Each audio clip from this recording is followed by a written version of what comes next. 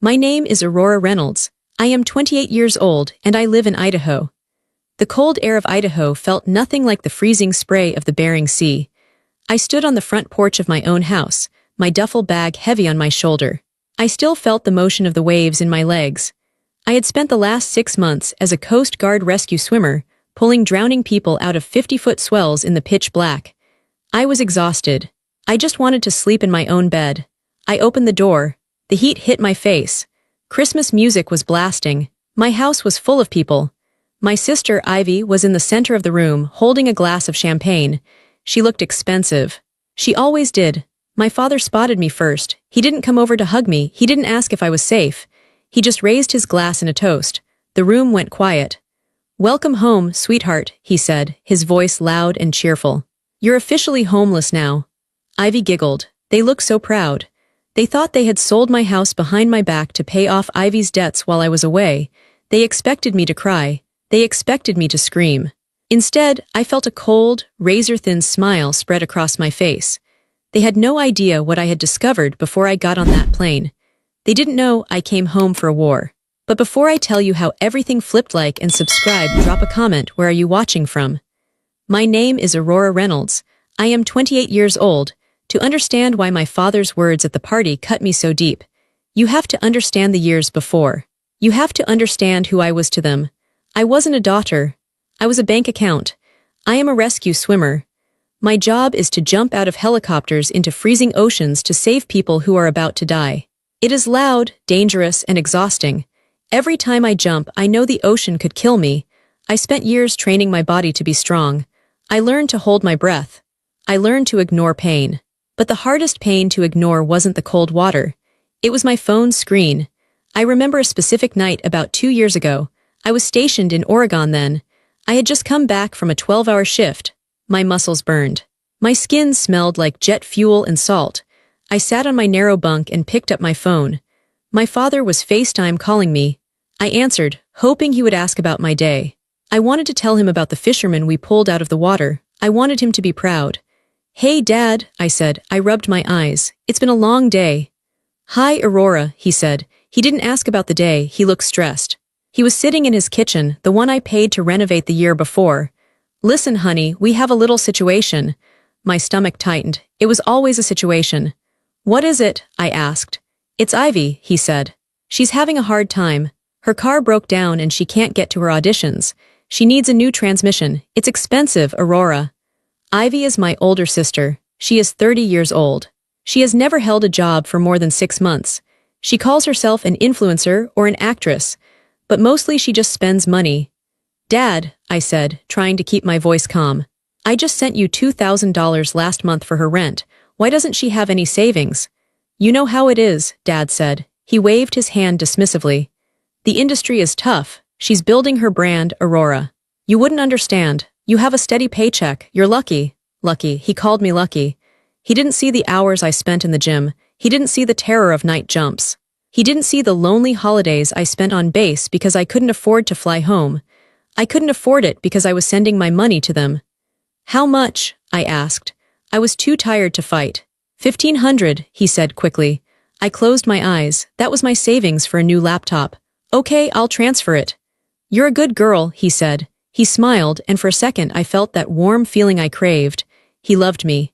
He needed me. "I'll tell Ivy. She'll be so grateful." She wasn't grateful. 3 days later, I saw Ivy's post on Instagram. She wasn't at a mechanic shop. She was in Las Vegas. In the photo, she was wearing a sparkly dress. She was holding a giant cocktail. But the thing that made my blood run cold was the bag on her shoulder. It was a designer handbag. I looked it up online. It cost $1,800. She didn't fix her car. She bought a purse. I called my dad. My hands were shaking. "Dad, I saw Ivy's pictures," I said. "She's in Vegas. She bought a bag. You said she needed a transmission." "Oh, Aurora, stop it," Dad snapped. His tone changed instantly. He wasn't the nice, needy father anymore. He was annoyed. "She was depressed. She needed a pick-me-up. The car can wait. Why are you always counting pennies? You make good money." "I risk my life for that money," I said. My voice cracked. "Don't be dramatic," he said. "We are a family. We help each other. Ivy is sensitive. She needs support. You are strong. You can handle it." That was the narrative. Aurora is strong. Ivy is fragile. Aurora is the workhorse. Ivy is the show pony. I stayed quiet. I didn't yell. I didn't demand the money back. I was trained to endure storms. I was trained to keep my head down and do the job. I thought if I just gave enough, if I just saved them enough times, eventually they would love me for me, not for my wallet. So I kept sending checks. I paid for the new roof on Dad's house. I paid for Ivy's acting classes. I paid for their groceries when Dad forgot his wallet. And then I bought my own house. It was a small house near the lake in Idaho. It wasn't a mansion, but it was mine. I put every cent of my bonus money into the down payment. It was my sanctuary. It was the one place where I didn't have to be a savior. I furnished it slowly. I painted the walls a calm blue. I locked the door and felt safe. Before I deployed to the Bering Sea for 6 months, I sat my father down at my kitchen table. "Dad," I said, "I'm leaving the keys with you. Just check on the pipes. Make sure the heat stays on. Don't let anyone live here." "Of course, honey," he said. He hugged me. "It's safe with me. Go save lives. We'll be here waiting." I trusted him. He was my dad. Even after the lies, even after the money, I thought there was a line he wouldn't cross. I thought my home was sacred. I was wrong. The silence I kept for years, the sacrifices I made, they didn't buy me love. They just taught my family that I was a resource to be harvested. They learned that I would never fight back. They were about to learn that everyone has a breaking point. The Bering Sea is a lonely place. For months, my world was just gray water, gray sky, and the orange of our rescue suits. We worked hard. When we weren't flying missions, we were maintaining gear or sleeping. There wasn't much time for personal life. The internet connection on the cutter was slow and spotty, but about 2 weeks before I was scheduled to come home, we had a lull. The storm settled down. We had some downtime. I was sitting in the mess hall with a cup of stale coffee. I had my phone connected to the ship's Wi-Fi. It was slow, but it was working. I don't know why I did it. It was just a habit. When you are far away from home, you look for pieces of it. I opened the Zillow app. I liked to look at my neighborhood. I liked to see the estimate of my house value go up. It made me feel like I was building a future. I typed in my address. My heart stopped. Usually the app just shows a map and an estimate, but this time it was different. There was a banner across the top of the photo. A red banner, pending sale. I blinked. I thought maybe the app was glitching.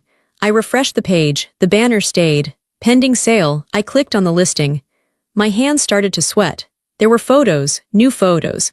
I scrolled through them, and I felt like someone had punched me in the chest. These weren't the old photos from when I bought the house. These were new. There was my living room, but my furniture was moved. My favorite blue armchair was pushed into the corner. There was a vase of flowers on the coffee table. I didn't own that vase. There was my kitchen. The counters were cleared off. My coffee maker was gone. There was my bedroom. My bed was made with linens I had never seen before. Someone had been in my house. Someone had staged it. Someone had listed it, and someone had sold it. I looked at the listing agent's name, Chase Manning. I knew him. He was a local realtor my dad played poker with. I looked at the price. It was listed for $50,000 less than it was worth. They were selling it cheap for a quick sale. I felt bile rise in my throat. I ran out of the mess hall and found a quiet corner on the deck. The freezing wind hit my face, but I was burning up. I called my father. It went straight to voicemail. "Dad," I said, my voice shaking. "Call me back now." I called Ivy. She didn't answer. I sent her a text. "Why is my house on Zillow?" Nothing. No bubbles indicating she was typing, just silence. I sat there on the cold steel deck, staring at the gray ocean. I tried to make sense of it. How was this possible? I owned the deed. My name was on the title.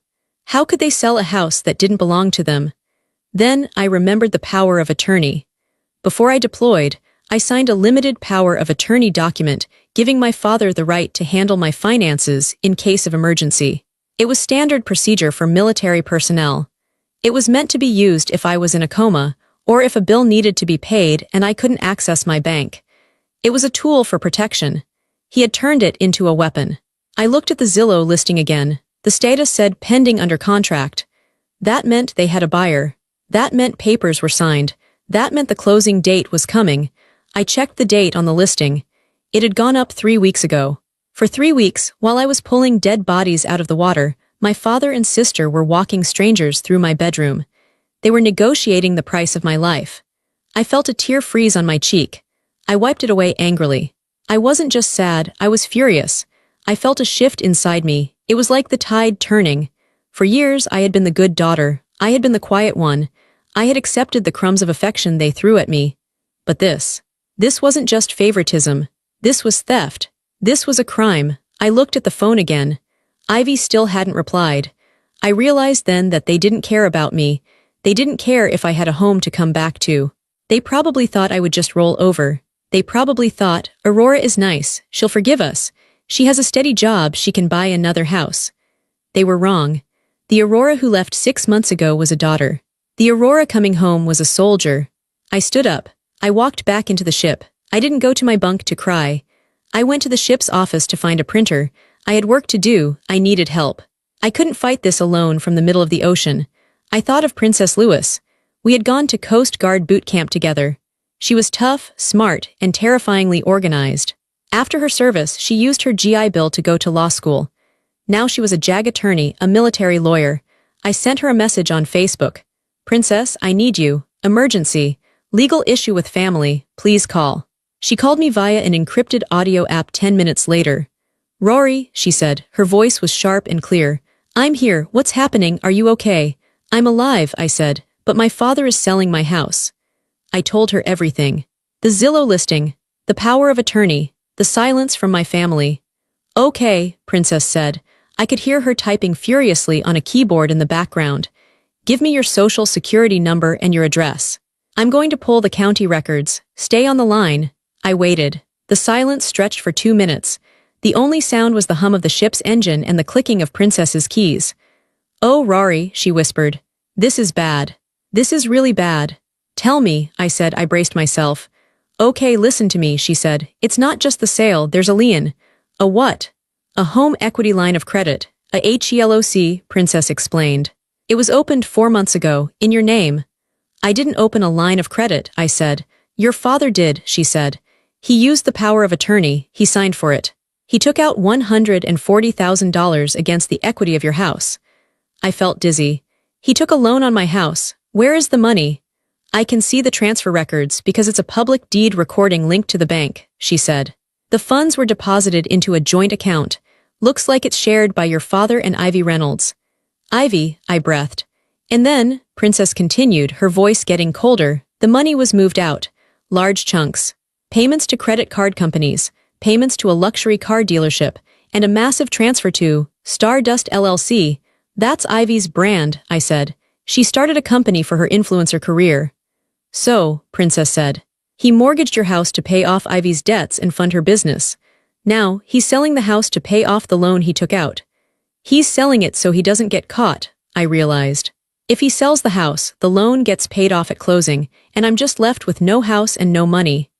Exactly, Princess said. And here is the kicker, Rory, the buyer. It's listed as an LLC, but the registered agent is Allura Vance. Allura, I laughed, a harsh, dry sound. That's Ivy's best friend. Her husband is Rhett. He's a flipper. They flip houses. So it's an inside job, Princess summarized. Your dad gives the house to Ivy's friends at a discount. They probably promised to give Ivy a kickback. Your dad pays off the illegal loan. You come home homeless, and they tell you it was market forces or some lie. Can they do this? I asked. Is it legal? Technically, the power of attorney gives him the ability to sign, Princess said. But he has a fiduciary duty to act in your best interest. Stealing your equity to buy his other daughter, a Mercedes, is not in your best interest. It's fraud, it's breach of fiduciary duty, it's theft. I felt a cold rage settle in my stomach. It was heavy and solid. What do? I asked. The sale is pending, Princess said. It hasn't closed yet. The closing date is listed for December 26th. The day after Christmas, I said. You have time, she said. But you need evidence. I am going to email you every document I found. The deed of trust, the loan documents, the transfer records. I need you to print everything, make a file, a physical file. I will, I said. And Rory, Princess added, do not tell them you know. If they know you know, they might try to rush the closing. Or they might hide the money. Let them think you are clueless. Let them think you are the sweet, dumb daughter. I can do that, I said. Document everything, she commanded. Every text, every voicemail. If you talk to them, record it if your state allows one-party consent. Idaho is a one-party consent state, I said automatically. I knew the laws. Good girl, Princess said. Go get them, Rory, burn it down. I hung up. My email pinged. It was from Princess. Subject, evidence. I opened the attachment. It was 40 pages long. I stared at the numbers. My life, my hard work, my blood and sweat, all reduced to numbers on a page that my father stole to make Ivy look rich. I walked to the printer. I loaded a fresh ream of paper. I watched the pages slide out, one by one. Each page was a nail in their coffin. I didn't wait for the cutter to return to port. I requested emergency leave. I went to my commander. I stood tall in his office. "Sir," I said, "I have a family emergency. I need to go home immediately." He looked at my face. He saw the look in my eyes. He didn't ask for details. He just signed the paper. "Go, we'll get you on the next supply flight to Anchorage." The journey home was a blur of airports and anger. I flew from the cutter to Anchorage. Then Anchorage to Seattle. Then Seattle to Boise. Finally, a small jumper flight to my hometown. 21 hours of travel. I didn't sleep. I couldn't. My mind was racing. At the Anchorage airport, during a 4-hour layover, I went to the business center.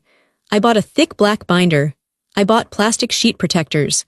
I bought a 3-hole punch. I sat at a desk in the corner, surrounded by businessmen in suits. I laid out my documents. I organized them chronologically. Tab 1, the original deed. My name, only my name. Tab 2, the power of attorney, the specific clause that said to be used only for the benefit of the principal. Tab 3, the HELOC loan, the signature that looked like mine but wasn't. The date, August 14th, 2 weeks after I left. Tab 4, the bank statements, the money entering the account, the money leaving. $4,000 to Lux Auto, $12,000 to Saks Fifth Avenue, $25,000 to Stardust LLC. Tab 5, the real estate contract, the lowball price, the buyer's name, Alara Vance. It was a story of betrayal told in paper. It was undeniable, it was cold, it was perfect. I snapped the binder rings shut. The sound was like a gunshot in the quiet room. I boarded the plane to Seattle. I held the binder against my chest like a shield. During the flight, I rehearsed what I would say. I imagined their faces. I imagined Ivy's fake smile. I imagined my father's booming voice. I used to be afraid of my father's voice. When he yelled, I would shrink. I would apologize even if I did nothing wrong. I just wanted peace. But I wasn't afraid anymore. You can't be afraid of a loud man when you have faced 50-foot waves. You can't be intimidated by a sister's tantrums when you have held a dying man in your arms. They were small. They were petty. And they were about to lose. I landed in Idaho. It was Christmas Eve. The airport was full of families hugging. People were wearing Santa hats. Children were crying. I walked past them alone. I went to the rental car counter. "I need a car," I told the clerk. "Something reliable." I got a silver sedan. I threw my duffel bag in the back seat. The binder went in the passenger seat right next to me. I drove out of the airport and onto the highway. The snow was falling heavily. The roads were slick. I drove carefully. My phone buzzed. It was a text from Dad. "Hey honey, when do you land? We are all at the house waiting for you. It's a party." He lied so easily. "At the house." He meant my house, the house he sold. I didn't reply. I drove through the familiar streets of my town. It looked the same. The Christmas lights were up on the lampposts. The diner was closed for the holiday. I turned onto my street. I saw my house at the end of the cul-de-sac. It was lit up like a carnival. Every light was on. There were cars parked all over the driveway and on the lawn. My lawn. I saw Ivy's bright pink Jeep. I saw Dad's truck. I saw a Range Rover that I knew belonged to Alara and Rhett. They were partying. They were celebrating the sale. They were drinking champagne bought with my equity. I parked the rental car across the street. I turned off the engine. I took a deep breath. I looked at myself in the rearview mirror. I looked tired. My eyes were dark. My hair was pulled back in a severe bun. I wasn't the pretty girl they wanted. I was the rescue swimmer. "Showtime," I whispered to myself. I grabbed the black binder. I stepped out into the snow. The cold air bit my skin, but I didn't feel it. I walked up the driveway. I could hear the music. It was Mariah Carey. I reached the front door. I didn't knock. It was my house. I had a key. I unlocked the door and pushed it open. I stepped inside, bringing the winter chill with me. I stepped into the hallway. The heat of the house was suffocating. It smelled like expensive perfume, pine needles, and stale beer. For a moment, nobody noticed me. The music was loud, a pop cover of Santa Baby. People were laughing in the kitchen. I saw faces I recognized. There were neighbors I had grown up with. There were Ivy's friends from high school. There was the pastor from my dad's church. They were all drinking my wine. They were standing on my hardwood floors. I walked into the living room. Ivy was the first to see me. She was standing by the fireplace, wearing a white cashmere sweater and a silver sequin skirt. She looked like an angel. She looked like she had never worked a day in her life. Her eyes went wide. She tapped Dad on the shoulder. Dad turned around. He was holding a glass of champagne. His face was flushed red, probably from the alcohol. When he saw me, he didn't look guilty. He didn't look ashamed. He looked annoyed, like I had arrived at the wrong time. But then he plastered a big, fake smile on his face. He raised his hands in the air. "Aurora," he boomed. The music seemed to lower as people turned to look. "Look who it is, the hero returns." He walked over to me. He tried to hug me. I didn't move. I stood stiff as a board, my arms at my sides. He smelled like scotch and mints. "We were just talking about you," he said, pulling back. He didn't look me in the eye. He looked over my shoulder, addressing the room. "Everyone, my daughter is home from the sea." There was a smattering of applause. It felt fake. Then Dad leaned in close to me. His voice dropped. "Why do you look like that? You look like a ghost. Go upstairs and change. Put on a dress. You're embarrassing your sister." "I'm not going upstairs," I said. My voice was low and steady. "And I'm not changing." Dad laughed nervously. He turned back to the room. He spotted Allura and Rhett standing near the Christmas tree. Rhett was holding a signed contract in his hand like a trophy. Dad grabbed my arm. His grip was tight. He pulled me toward the center of the room. "Well, since you're here," Dad announced, his voice booming again, "we have some big news, a little Christmas surprise." I knew what was coming. I felt my heart hammering against my ribs, but my face remained stone cold. "Aurora," Dad said, smiling that shark-like smile. "We know how hard you work. We know how much of a burden this house has been for you. The maintenance, the taxes, it's too much for a single girl who is never home." He paused for dramatic effect. Ivy was beaming. She looked at Allura and squealed. "So," Dad continued, "we took care of it for you. We sold the place. To our dear friends, Allura and Rhett." The room cheered. Rhett raised the contract in the air. Dad looked at me, expecting gratitude. "Welcome home, sweetheart. You're officially homeless now. But don't worry, we got a great price, and you can stay in the guest room at my place until you find a rental." The room went silent, waiting for my reaction. They expected me to cry. They expected me to say thank you. I looked at Dad, then I looked at Ivy. Then I looked at the buyers, Allura and Rhett. I didn't scream, I didn't cry, I smiled. It was a slow, dangerous smile. "You sold my house," I repeated flatly. "We did," Ivy chimed in. She walked over and draped her arm around Dad. "It's for the best, Rory. You're never here anyway, and Allura really needs a place to raise her baby. It's a win-win." "And the money?" I asked. "Where is the money from the sale going?" Dad's smile faltered for a second. "Well, into the family trust, of course, for safekeeping. We'll manage it for you." "The family trust," I said. "You mean the joint account you share with Ivy?" Dad's eyes narrowed. "Now, Aurora, don't start this, not in front of guests." "I think the guests should hear this," I said. My voice got louder. "I think Allura and Rhett should hear this." I lifted the black binder. I placed it on the coffee table with a heavy thud. "What is that?" Ivy asked, looking at the binder with disgust. "That," I said, "is a paper trail." I opened the binder. I turned to the first section. "Allura," I said, looking directly at the woman who thought she was buying my home. "Rhett, did you run a title search?" Rhett looked confused. "The title company is handling that. We close on the 26th. "You might want to see this," I said. I pulled out the page showing the home equity line of credit. "My father took out a loan for $140,000 against this house in August," I said clearly. "He used a power of attorney that was only valid for emergencies. He didn't use the money for an emergency. He used it to pay off Ivy's credit cards." I turned the page. I pointed to the bank transfer records. "See," I pointed. "August 15th, $12,000 to Visa. August 20th, $4,000 for a lease down payment on a Range Rover. August 25th, $25,000 to Stardust LLC." Ivy's face went pale. "That's private," she shrieked. "Dad, make her stop." Dad lunged for the binder. "That's enough, Aurora. You are drunk. You are tired." I stepped back, snatching the binder away. I was faster than him. I was stronger than him. I trained to fight currents that could crush a boat. He was just an old man who stole from his daughter. "I am not drunk," I said. "I am sober and I am furious." I turned to Rhett. He looked pale. "Rhett," I said, "my father is selling you this house to pay off that illegal loan before I found out about it. He is committing mortgage fraud. If you close on this house, you are buying stolen property. I will sue you. I will tie this title up in court for 10 years. You will never live here. Rhett dropped the contract. It fluttered to the floor. Is this true? Rhett asked, looking at my father. Jim, is there a lien on the house? It's a misunderstanding, Dad stammered. He was sweating now. I was going to pay it off with the proceeds. It's standard business. It's not business, I said. It's theft. I pulled out my phone. I showed them the screen. It was the text message from Princess, my JAG lawyer friend.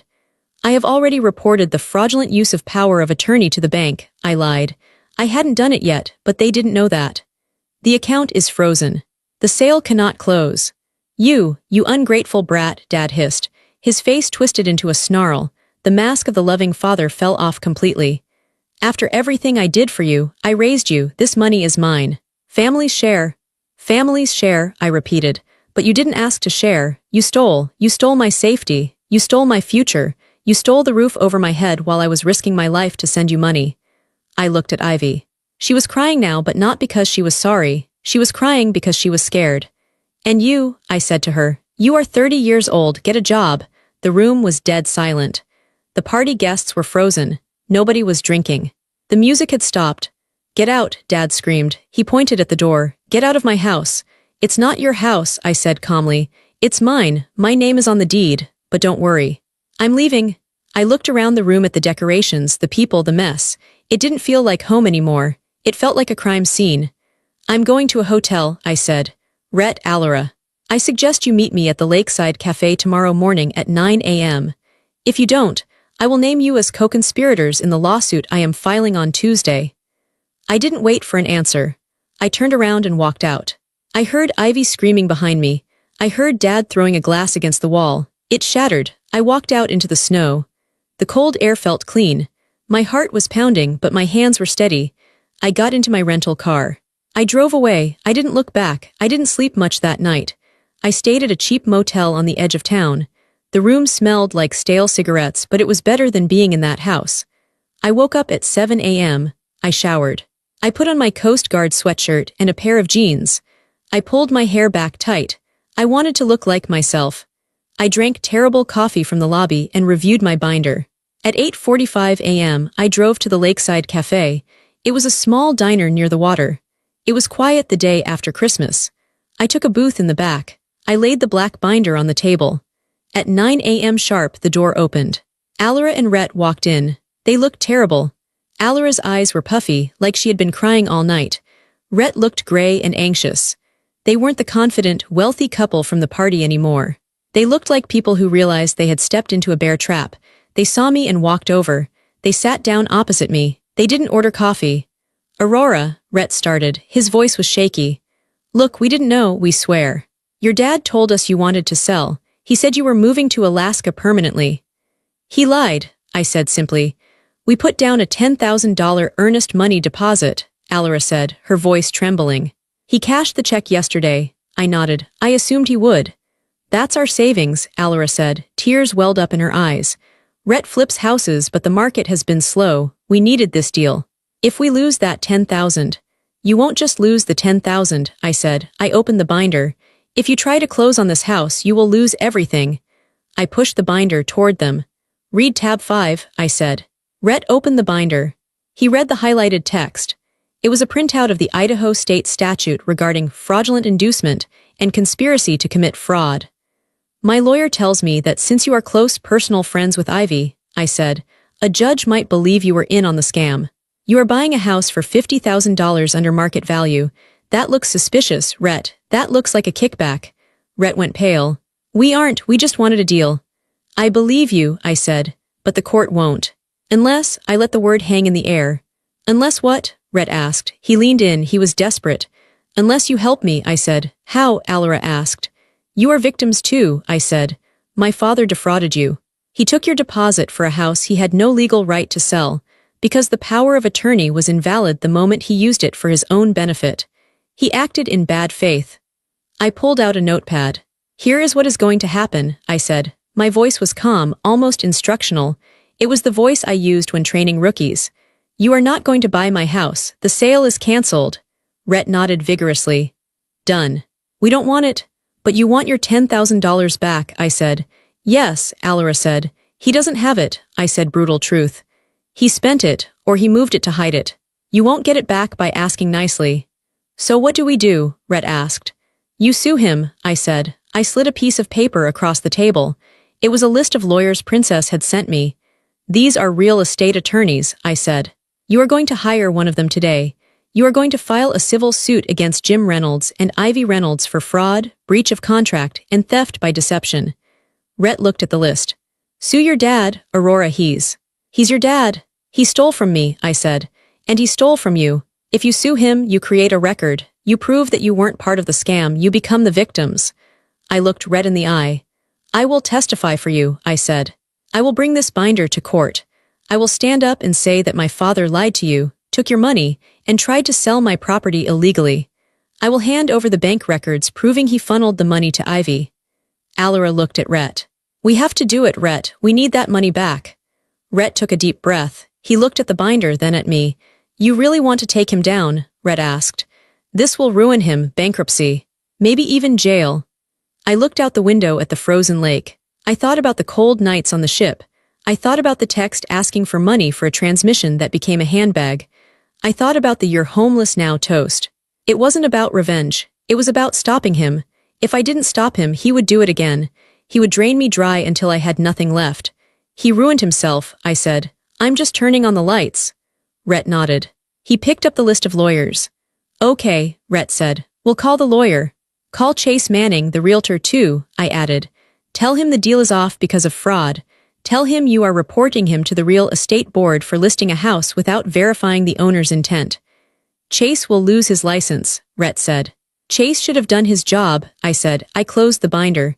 I felt a weight lift off my shoulders. I wasn't the helpless daughter anymore. I was the commander of the operation. Do it today, I said. Don't warn him. Just file. Rhett and Alara stood up. They looked shaken, but they also looked determined. They had a target now, and it wasn't me. I'm sorry, Aurora, Alara said quietly. We really didn't know. I know, I said. They walked out of the cafe. I watched them get into their Range Rover. I saw Rhett pick up his phone immediately. I sat there for a moment, alone in the booth. I took a sip of my coffee. It was cold, but I didn't mind. I had just turned my father's allies into his enemies. I had just dismantled his plan with a single conversation. My phone buzzed. It was a text from Ivy. You ruined Christmas. I hate you. Dad is crying. I looked at the message. I didn't feel sad. I didn't feel guilty. I typed back, he isn't crying because he's sad. He's crying because he got caught. I blocked her number. Then I blocked my father's number. I paid for my coffee and walked out. I had one more stop to make. I had to go to the courthouse to file my own protection order. The war wasn't over, but the tide had officially turned. The collapse didn't happen all at once. It wasn't like a building blowing up.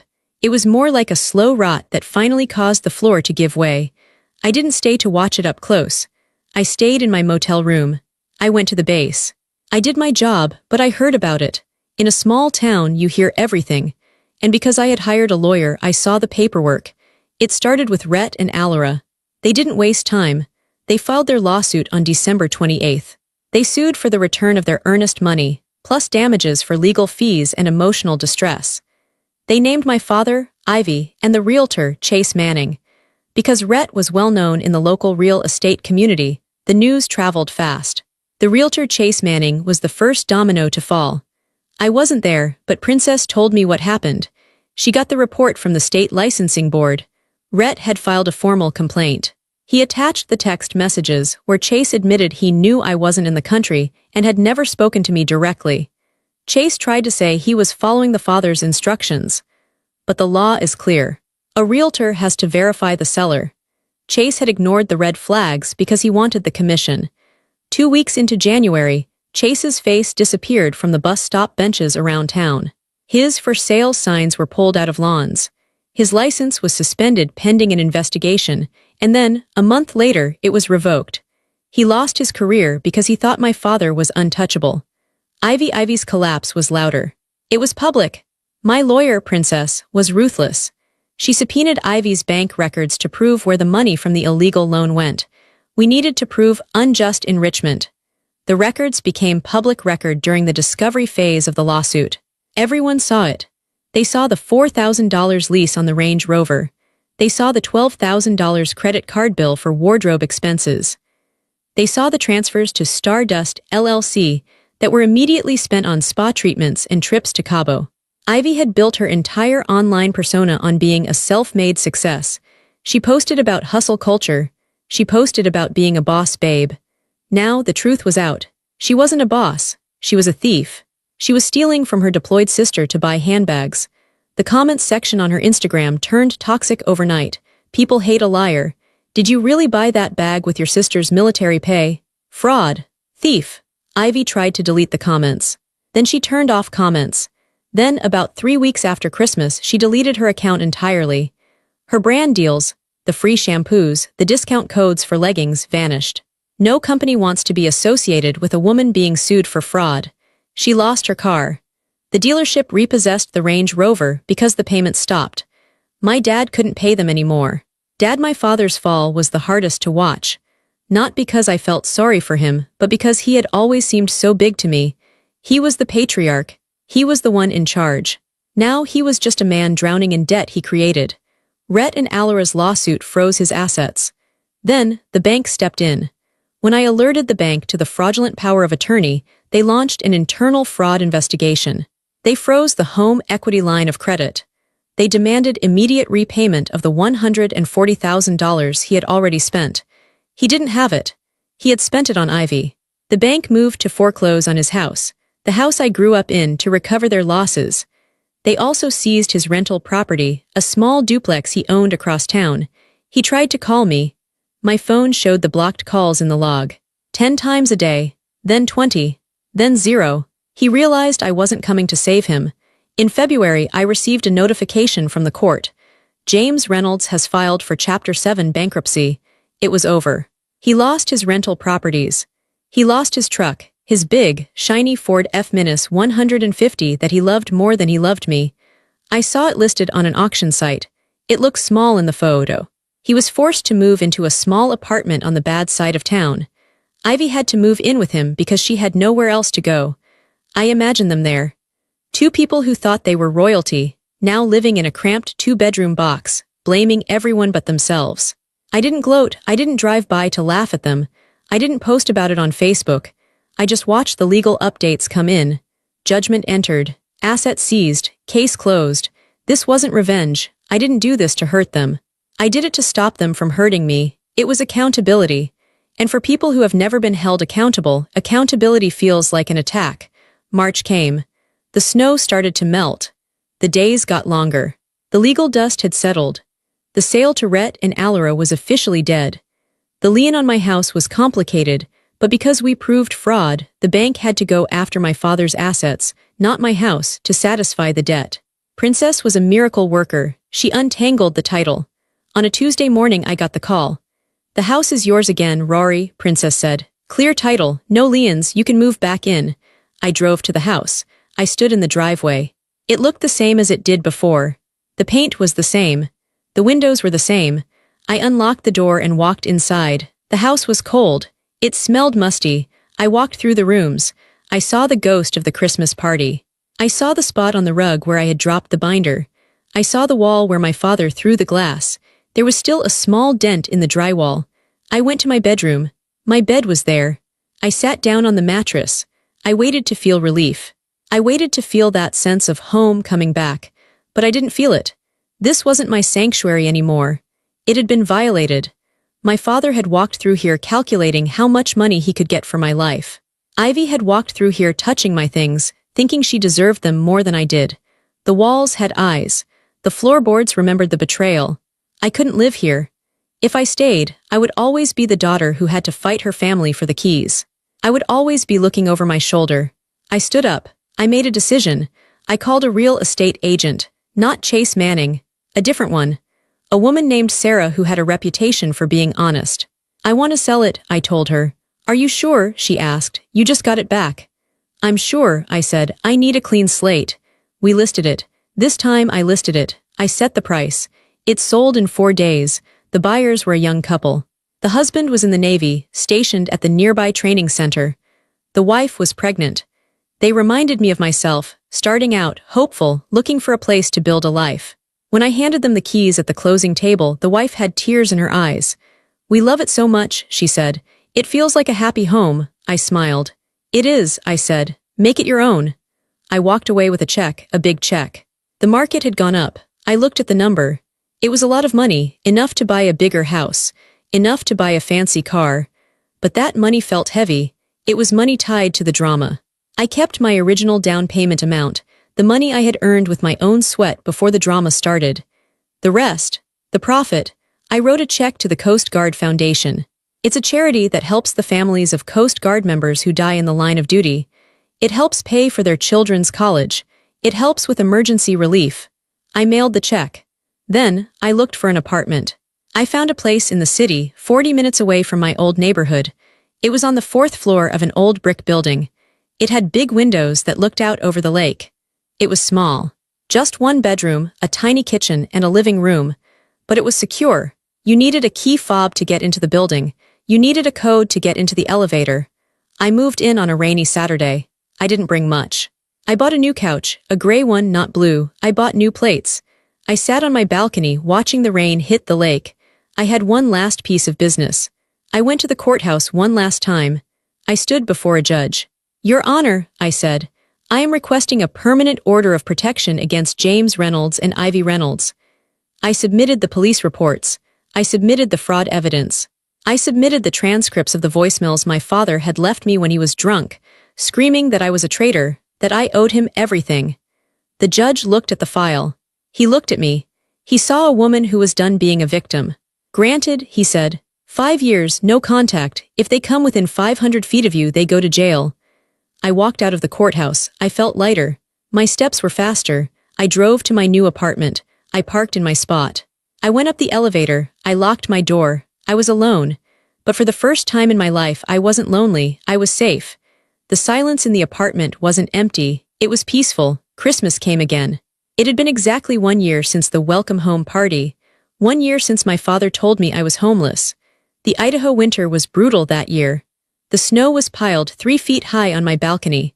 The wind howled outside the glass. But inside my apartment, it was warm. I didn't have a big tree. I had a small, artificial tree sitting on a side table. It didn't have expensive glass ornaments.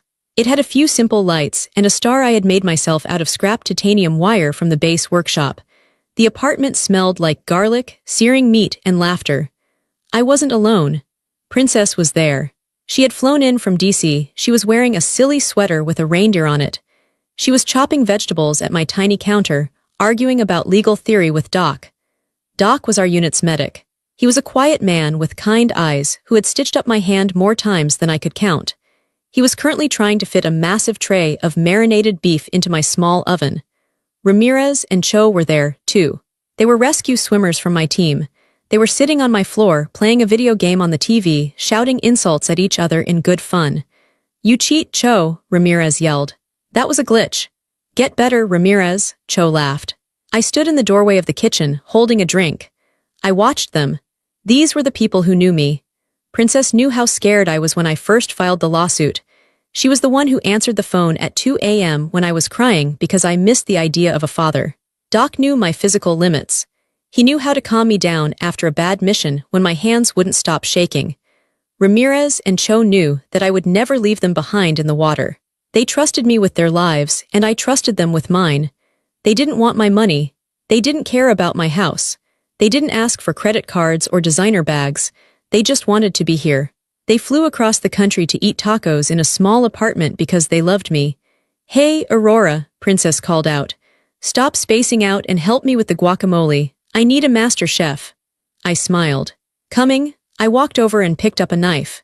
We cooked together. We bumped elbows in the tiny kitchen. It was chaotic and messy and loud. We ate sitting on the floor and on the couch because I didn't have a dining table big enough. We told stories about boot camp.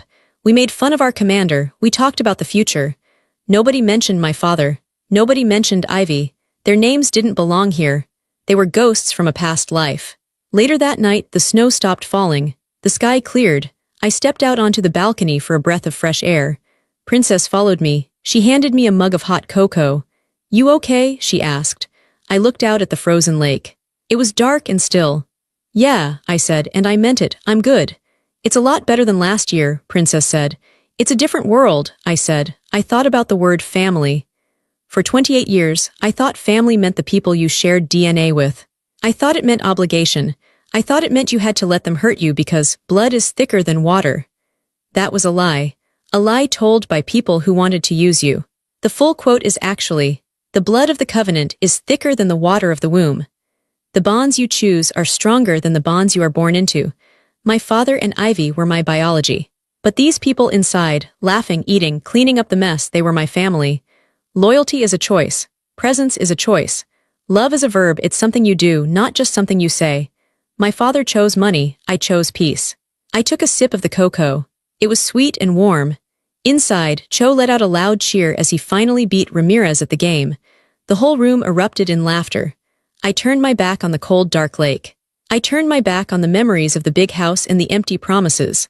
I opened the sliding glass door and stepped back inside, into the warmth and the noise of the people who actually gave a damn. I was home.